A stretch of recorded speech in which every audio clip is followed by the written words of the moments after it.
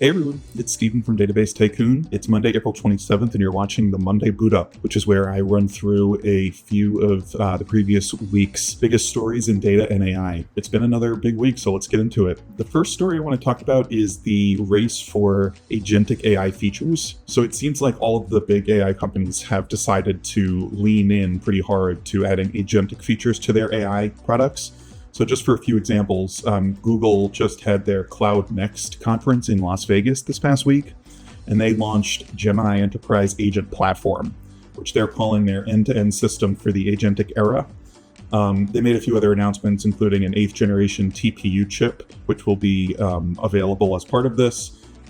They're calling their service the Agentic Data Cloud, which echoes branding that companies like Snowflake have used in the past. And they're committing $750 million to help partners build onto that platform. Then, of course, there's Snowflake, where they recently have upgraded their Snowflake Intelligence platform to act as a more personalized work agent for each user. They have extended their Cortex code to include external systems like AWS Glue, Databricks, and Postgres, so kind of reaching an olive branch out to those platforms in a way. And they have launched a native platform for Claude Code. They have taken Cortex AI guardrails to general availability. So they're not only working on these features, but they're pushing them out to production. And then Anthropic, as I've mentioned in previous weeks, they just added persistent memory to their managed agents platform. So the memory that Claude has is getting better over time. Oh, also this week, OpenAI has released GPT-5.4-Cyber edition,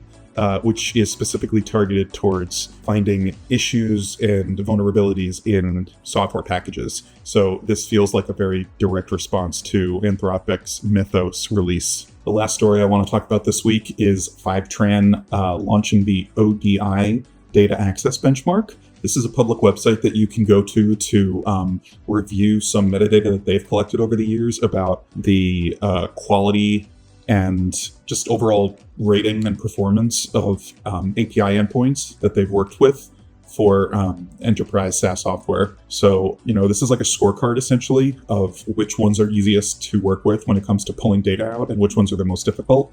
So just for a few call outs here, they did say that companies like Workday, for example, ranked worst for performance of the API. Rippling ranked worst when it came to coverage of what's available in the API. And then Slack, a Salesforce company, ranked poorly on both. So it goes to show that if you are looking to pull data out of a platform, before you even start using something like Fivetran, you may want to check out this website before you do that, just to get a sense of the level of effort that it's going to require to pull data.